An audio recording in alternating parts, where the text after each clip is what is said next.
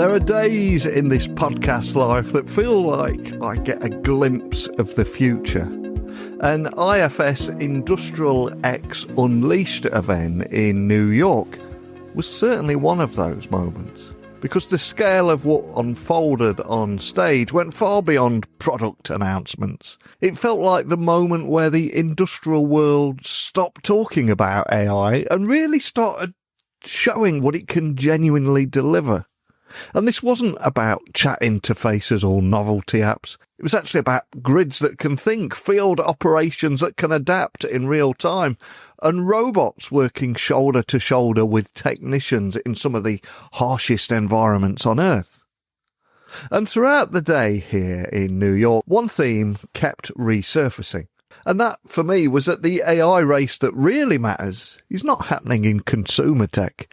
It's actually happening in factories, energy systems, aerospace, logistics, and the physical infrastructure that keeps our societies moving.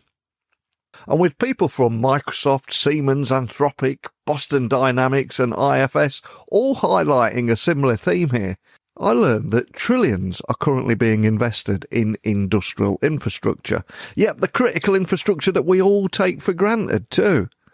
And that capital only works, though, if intelligence is embedded from the very beginning. So if leaders deploy today's hardware without the intelligence to operate it, they could risk creating tomorrow's stranded assets. And another thread running through every conversation here was the shift in workforce economics, because industrial sectors are facing gaps that technology must address.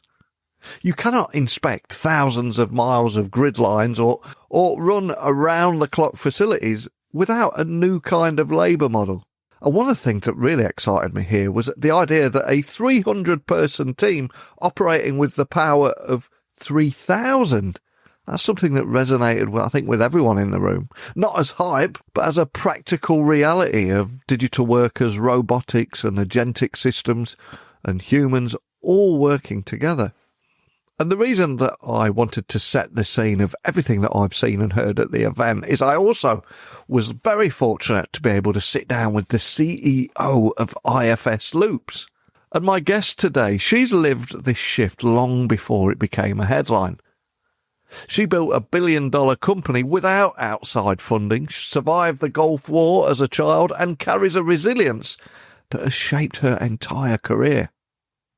And her very personal story is not only inspiring, it's also part survival, part engineering, part curiosity and conviction that technology can solve real problems that people have struggled with for decades. So on stage here at Industrial X, she showed an end-to-end live demo of an agentic workflow and built it in just 3 minutes. And it went flawlessly. No scripts, no safety nets. She and her team believe that autonomy only matters when it is tangible and measurable.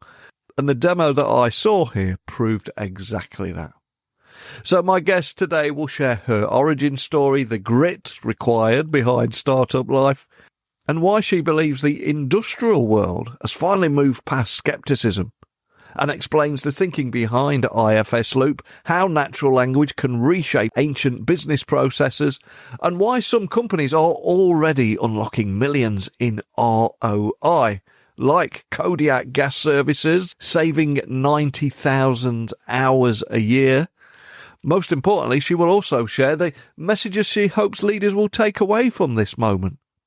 And that is AI is real, showing real value, and the cost of inaction is growing faster than many realise. But I'd just like to pause for a second to thank our sponsor for helping me share these stories with you, because keeping the Tech Talks network running and producing over 60 episodes every month takes real support behind the scenes, and I'm genuinely grateful that they've helped make this possible. If you've been listening to any podcast on Tech Talks network for a while now, you will know I'm always trying to find practical tools that make security feel less like a chore. Security that doesn't frustrate users or slow them down from doing their work. And Nord Layer is one of them. It's built for real businesses, the kind that have people working in multiple cities, countries, time zones, and networks. But best of all, it gives you enterprise-level security without the enterprise-level headache. Setup literally takes minutes, and it scales as your team grows, and it protects you against the kind of threats that never make the headlines until it's too late. And it's one of those rare tools that just works quietly in the background. So why not give your team the protection that they deserve?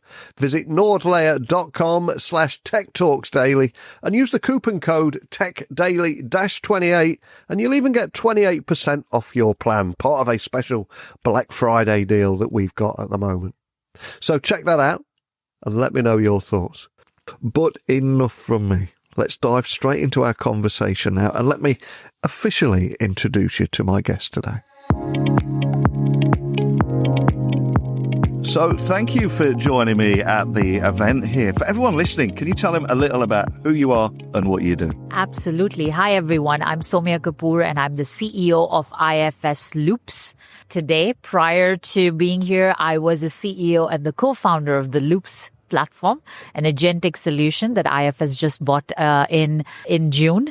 And before that, I have also had leadership roles at ServiceNow and SAP. So been in the enterprise space for the last 30 years, know the space very well enough. And now I'm excited to be at IFS taking this to the next level.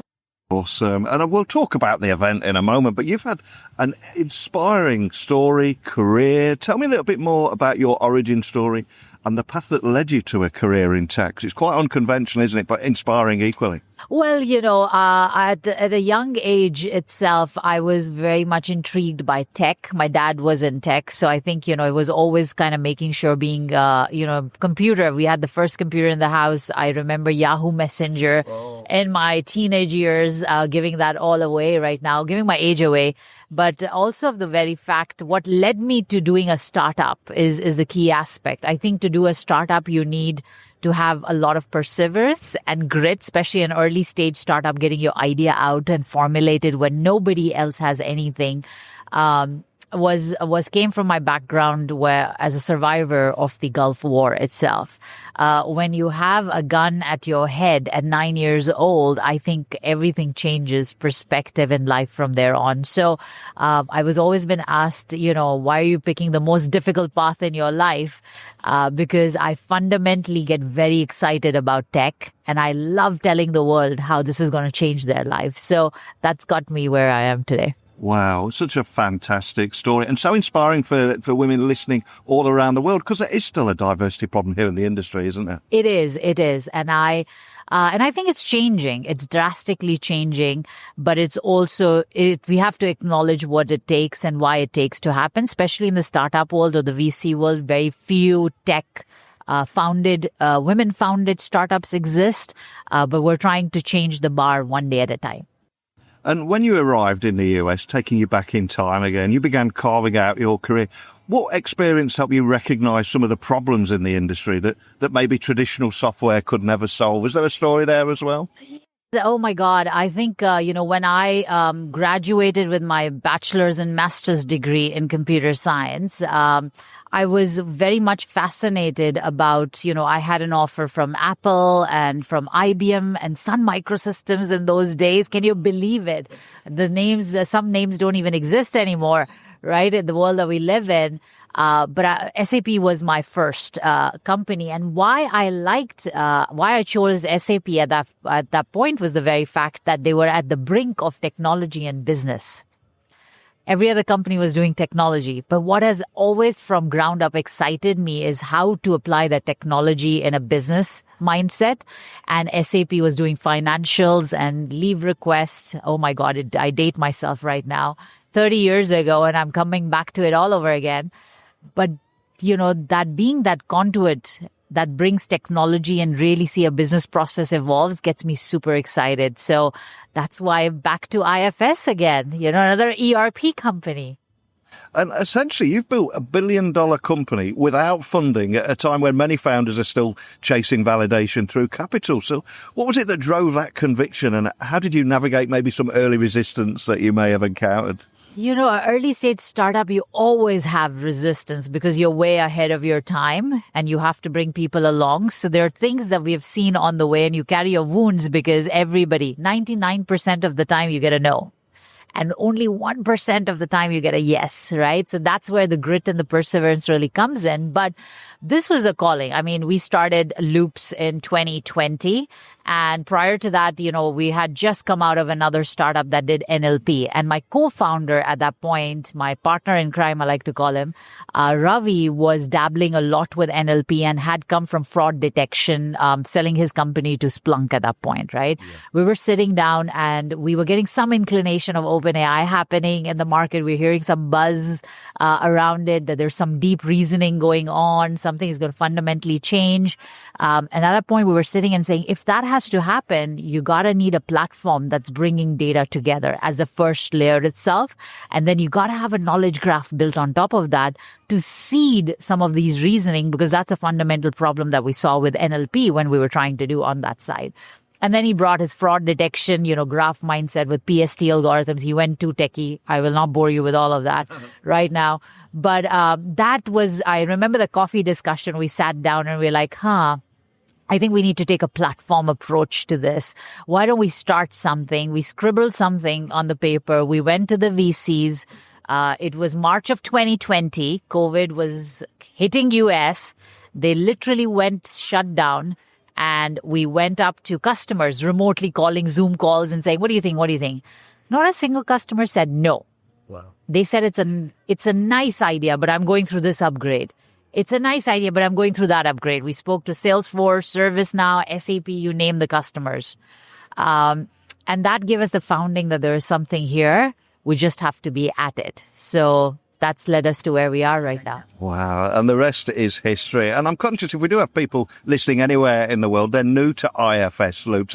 How would you describe the problem that you're solving and why industrial companies struggled with the challenge for decades until now?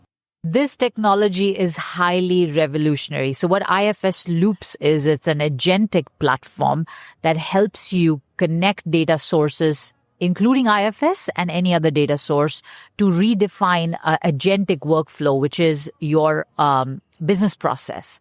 Historically, we've always looked at business processes in the context of the systems that we had. If I was in IFS, I always saw my business process within IFS. And if I needed to mash that up with financials coming from Oracle or SAP, I had to be scratching my head, getting 10 developers or RPA systems to do all of that stuff, right? Now that is very much possible through natural language. As long as we have a connector within IFS Loops, you can go ahead and redefine any business process. You can load that data into IFS, different systems. You don't need to worry about the grinding and the work, and we do all of that, and it adds intelligence in the thing. For example, let's kind of talk about supplier order manager. Very back-end operations person, you get process, you get tons of POs in your inbox, and you are manually loading the PDF. Sometimes the details are in the body of the email. You have people manning and kind of uploading that in IFS or any ERP systems. Here, you have an agent that comes in your inbox, automatically scans through all that information, uploads it in IFS Cloud, looks at the part conversions that needs to happen. If there's an exception, sends you a notification on Teams if that's where you like it, or, keeps in an exception filter. So your folks can concentrate on the exception handling and not the grunt work of daily loading those POs. And there are endless processes that we have around this, like, searching a field technician being on site has to go through 40, 50 page of a document manual to figure out which part and where to upload what manual and which part to order. If I give you a simple keyword that he searches, let me give you this part number. I was looking for a combustion engine part and I need to do this. And it finds that and updates a work order based on that stuff. That saves you endless hours and ease and problem. That's what Kodiak Gas use case that we highlighted yesterday was, saved Kodiak Gas 3,090,000 hours per year, right? So there are fundamentally so many things that you can change and now rethink from a business process standpoint that you traditionally couldn't do. And that's what agentic platforms are driving. And I'm glad you mentioned the Kodiak example there. I know they're delighted because I've seen on LinkedIn that they've been sharing the ROI. And when we're talking about AI and agentic AI, the ROI question is something that crops up again and again. It's phenomenal, the kind of figures that you're mentioning there, isn't it? It is. And I was, I was like, I honestly told you, I did not even prep Pedro for it. I was like, Pedro, you got to just talk about some ROI, right, that we've been able to see so far. And he just came and he gave the numbers and I was like, whoa, okay, that's good to know. But, with all these digital workers that we're launching, we do recommend every customer to give us an ROI on what is success looks like for you. Is success can't be 100%, I want this done, right? Because even humans can't do a task 100% accurate. So why are we expecting a machine to do it 100%? So I think it's much more to think about processes that can move the needle, that can save the agitation that they traditionally couldn't be resolved with technology. And now you have the possibility of doing that. And I must admit, I was a little nervous for you yesterday because live tech demos at an event notoriously always go wrong. But you proved it from start to finish in just 3 minutes. For people that didn't see that, can you just tell them briefly what you did there in those few minutes? We have a policy in our team. We don't do mock demos. We always want to do live demos, especially when my CTO is trying to do these demos. He gets worked up if he doesn't have a live machine in front of him. You should have seen the demo rehearsal. They changed his machine up and the browser was not coming. And for 5 minutes, he was fumbling on the stage. So I was like, oh, you got to give this guy a live demo. Otherwise, we're going to mess it up, right? So we're used to doing live things. That kind of shows you the tangible aspect of the product. And, that's the key aspect. Automation is not new. It's been happening in our environment, but it took a long time. It used to take 9 months, 12 months, 10 developers. And now you can have business owners do that in a day or a week's time. Granted, your data is in some consumable format, right? I'm not saying this is magic. Also, you put a wand up and a fairy kind of comes up and changes everything, right? But it is very, very tangible and it's very there. So you don't need that kind of manpower anymore. You don't need that kind of, time anymore. It's happening very fast. So that is opening doors for people to learn new skills, to learn how to kind of use a technology like this. But it's easy. It's a natural language. You just write your instructions and it works. And I think another key message here is the importance of keeping the human in the loop and not about replacing people. And a big figure that I remember from yesterday is turning 300 people 10x into 3,000 people with the help of agents. That's the message here, is it? It's not replacing people. It is, absolutely. There is going to be some roles that you would see where, you're probably going from 10 to 2 people because now you don't have enough work. But what do you do with the other 8? They do have a skill set. Now you need still people to manage and monitor these agents, right? They have a brain of their own. That's why we have a supervisor monitoring aspects of it. You need people to now look at systems as you're deploying these agents. So it's not about replacement. It's about amplification, right? It's about how do you amplify each and every employee's skill set within your environment so they can do a lot more than they're traditionally used to doing. And of course, we're here to talk about industrial AI at the event. It's all everyone's talking about. I'm curious, you've presented, you've had so many conversations, back-to-back interviews. What are you taking away from this event this week? I'm taking away excitement. I have not met a single customer. Right after I met, I had all the salespeople like, I've got this meeting, this customer meeting. I'm like, wow, why didn't we do this before? I don't think anybody in that room was saying, I don't believe it. Right? Each and every conversation that I've had is, how can I get on it right now? What do I do to bring that mindset shift? What do I do to bring that process shift? What do I do to change so I can use and adapt? How do I get access to it? I have not seen hesitation. That's what got me excited. Like, wow. 4 or 5 years ago, when AI went, let's say November 31st, 2021, when GPT came out, world was skeptic. and I think across industries.